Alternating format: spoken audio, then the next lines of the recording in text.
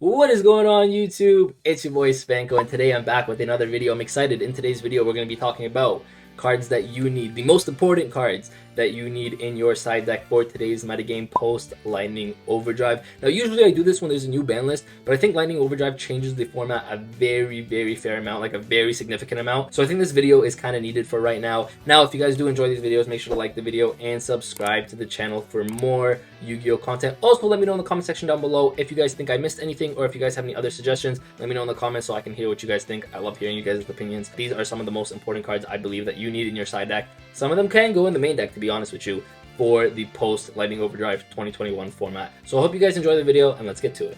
Alright, before we get started, I just want to say one thing. None of these cards are going to be in order, so there's no specific order. Like if I bring up a card first or last, it doesn't mean the first card is better than the last card. I'm just saying that these are general cards that you need in today's metagame to be competitively successful, okay? There's not one that's necessarily better than the other. Depending obviously on what deck you play, you have to play different variations of these, but I just want to show you a general concept of what the different cards you should be playing in today's format is, right? Now obviously you're not going to be playing all of these, but you obviously just want to play what your deck can fit in and what your deck can play and be most optimal at. So that's really why I wanted to show you. Again, there's just no order, and we're going to be starting off something that I think, even though I just said that there's no order, I think is going to be one of the best cards, if not the best card in today's format in terms of like siding. And I think this could even be in the main deck, and that's Lancia. So Lancia is really good, and the main reason why I think Lancia is good is because it really hits everything in the format, everything in the meta. And you guys might be thinking, no, it doesn't. It doesn't hit Dragon Link. It doesn't hit Shadal. like, it's not greatest against those decks, but it can still do that. So I'm just gonna give you guys a quick list of decks Lancia is just insane against. One, against Dino, it's insane. Obviously they can't go through their Mist, they can't go through their Pill. Lancia is just insanely good against Dino. It's really good against Tri-Brigade either. Tri-Brigade players have to hope they draw into Revolt, or if they're playing Trap Trick, they have to draw into the Trap Trick too, but they have to get to Revolt as fast as possible, or else they really have a hard time playing through Lancia. So that's why Lancia is just insanely good against those ones. But even against some of the other decks that you guys might be thinking it's not as good against, like Dragon Link, they still have a Chaos Engine. You can stop the Chaos Engine completely with the Lancia against Shadal, or if they're playing Shadal Invoked. It stops the Schism, it stops the Invocation. Technically they can still Invocation, but it's not as great because like you can't banish the card, so you have to use more resources. But yeah, it kind of stops the Invocation. Against Eldritch, it's really good because during their end phase, if they want to go and like use their trap cards to set new trap cards up, you can go Lancia. Now they can't get those traps, now they have to get them on your turn. It becomes a little bit less optimal for them. But against Orcust even, actually, because Lightning Overdrive brought a Scrap Raptor, Orcust can be pretty relevant in today. I'm not saying Orcust is going to be meta or the best deck, but I'm just saying you are probably going to be seeing Orcust matchups, and Lancia is just insane against Orcust as well. So I just listed off what, like 6 or 7 decks that Lancia is just insane against, and just can be played against. Even against a Drytron, I'll even say this, against Drytron, I know it's not great against Drytron, but I think there are some combos where you have to banish the Ritual spell card, I believe, and so obviously that's not going to stop their full combo, but I'm just saying like Lancia could be used against them. So that's why I'm thinking it's not bad in the main deck. It's not like necessarily has to be in the main deck. Definitely should be in your side deck though, because I think it's one of the best hand traps in the format today. So yeah, that's really all I'm going to say about Lancia, because I feel like I explained it a lot, but I feel like it doesn't need that much explaining. Once you see what decks it hits and the variety, the wide variety of decks it hits, especially in a diverse format like today. Like in today's format, we're going to be seeing like 5 to 6, even 7 decks that could be relatively good and competitively good. So that's why I think Lancia is so good, because it just hits a wide variety of them. And the next card I want to talk about is very comparable to Lancia in terms of it being able to hit a variety of decks, and that's Droll and Lockbird. Droll and Lockbird is insane low-key against so many decks, especially like now with Pot of Prosperity being such a relevant card in the format. If your opponent goes Pot of Prosperity, like first thing they do is they go Prosperity, and then they add something significant to hand, and you Droll and Lockbird after that, they could have a hard time. Like your opponent could have a very hard time playing through that, especially after just using a pot, right? They're not using a card that necessarily starts their combo. They're just using a card to get a card to their hand. You know what I mean? So that's why I think Droll Lockbird could be really good, because even against something like Dino, if they go Fossil Dig and you go Droll and Lockbird, it could be really detrimental to their combo. Drytron, it's insanely good against Drytron. We all know how much Drytron adds to their hand. So Droll and Lockbird I think is going to be very good in today's format. I don't know if it's main deck worthy, to be honest with you, but definitely 100% needs to be in your side deck, because again, the wide variety of decks it hits, the meta decks that it hits, Droll and Lockbird could be that good where after you activate Droll, your opponent just has to pass. Like they can't really make anything after Droll. So Droll is such a significant hit against so many decks that I think I truly believe this card needs to be in your side deck. If you can play it, 100% be playing it. Now the next card I want to talk about is a card that I personally don't think needs explaining, and that's Dark Ruler No More.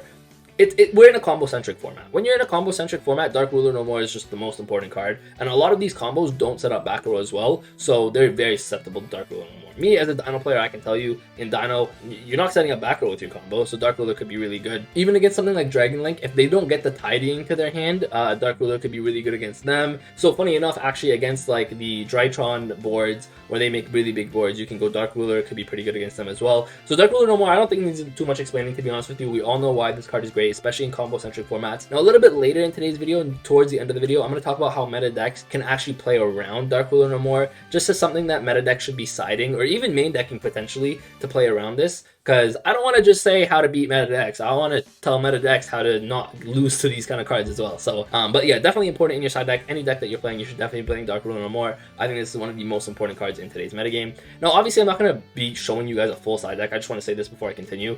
I'm not going to be showing you guys like, oh, this is how your side deck should be built. 3 Lancia, 3 Droll, 3 Dark Ruler, 3... Like, I'm not trying to show you guys that. What I'm trying to show you is a variety of cards that are going to be very relevant in today's format. And then you guys can build your side deck from there. You know what I'm trying to say? So the next card I'm talking about, and you guys are gonna think like it's super mean, but that's kaijus, okay? So it's technically not one kaiju, it could be any kaiju, but specifically I want to talk about Godarla, mostly because the Tri-Brigade matchups can make the wind statue, and the only way to really out the wind statue is a Godarla. Obviously the other kaijus don't do that for you, so yeah, that's why I want to be playing Godarla, but technically you can play any kaiju. And the reason I actually think kaijus should be in your side deck this format, I know it sounds meme as hell, but I think it's actually really very relevant, because there's a lot of decks that can make monsters that are very pesky. Like, for example, Drytron, if they make the Herald board, and their Herald has, like, essentially unlimited negates, obviously it's not actually unlimited, but they usually have so many resources for Herald to be live, that if they just make that board, sometimes you can't play. Sometimes you literally just go through your whole hand, and they just negate your whole hand.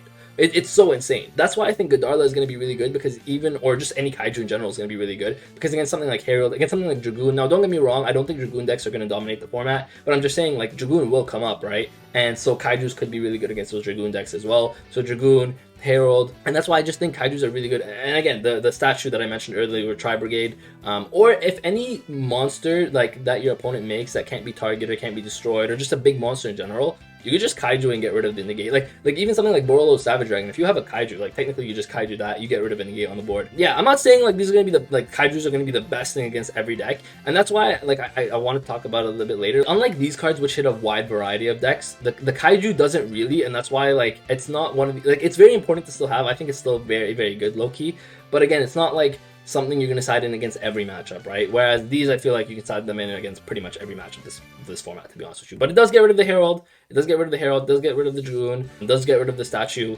3 cards that are pretty relevant in the metagame, if you ask me. So that's why I think Godarla is going to be, or just kaijus in general, are going to be pretty good. Now the next card I want to talk about is a little bit more expensive. The first thing I want to mention is that most of these cards here that I've been talking about so far are relatively cheap and relatively budget if you get them in their lowest rarities. So that's really good for budget players, but this card is a little bit more expensive, but something that I believe that if you guys can fit this in your deck, needs to be in your deck, and that's Ice Dragon's Prison. This card is so insane against everything. Like, Drytron monsters are all machines, or even against Drytron, they do play a lot of the fairies, so boom, you just hit the fairy monsters.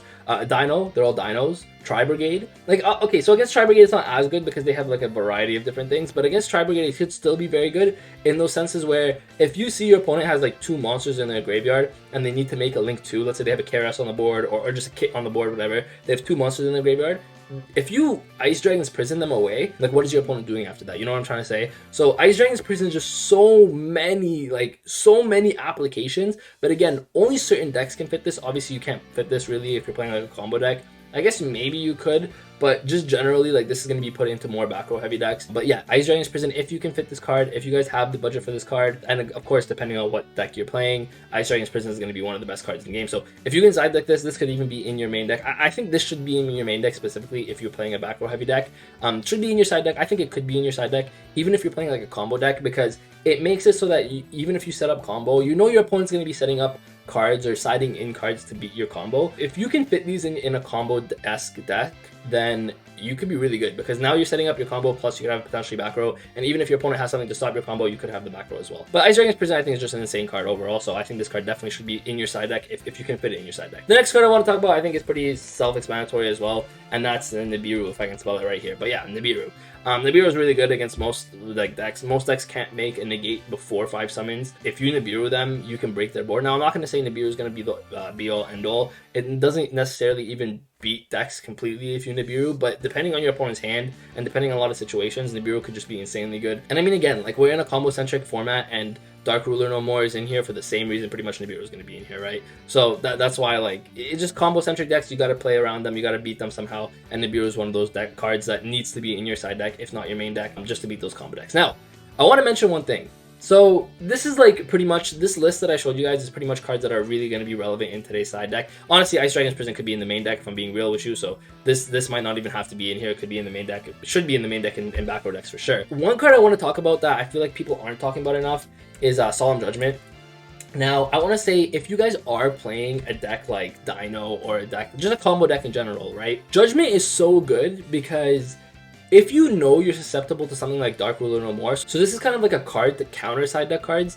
And so if you know Dark Ruler is going to be very prevalent, you know your opponent's probably going to side in Dark Ruler against you going game 2, game 3, then Solemn Judgment could be really good. Siding in your playset like 3 Solemn Judgment into your deck could be insane because most of these combo decks are like 2-card combos. So a 2-card combo makes your full board. If those other 3 cards, if one of them happens to be a Judgment, now you don't lose Dark Ruler anymore. You know what I mean? So that's why I actually think Judgment is very prevalent and I think should be in your side deck, especially if you're playing a combo deck, because games 2 and games 3 siding in a Judgment could literally be the make or break for your deck. So I think Judgment should for sure be in your side deck if you're playing one of those decks that loses something like Dark Ruler and whatnot. So that's why I definitely think I just wanted to add this to the list, because like if you're a combo player, then yeah, obviously you want to be playing Solemn Judgment to counter the other side deck cards in the format. And for the last card in today's video, I think this card could be really good, especially seeing how good Drytron can be, Cycle Reader.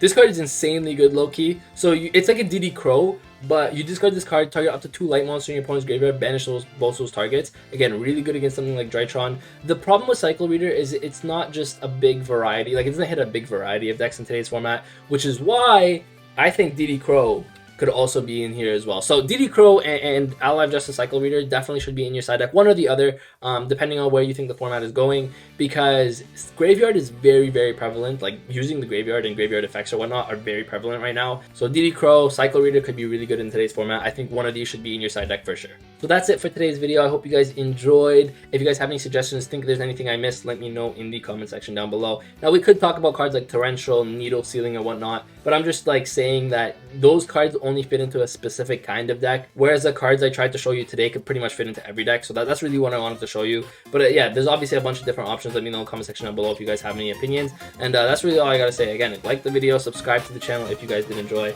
And with that, Spanko signing out. Peace.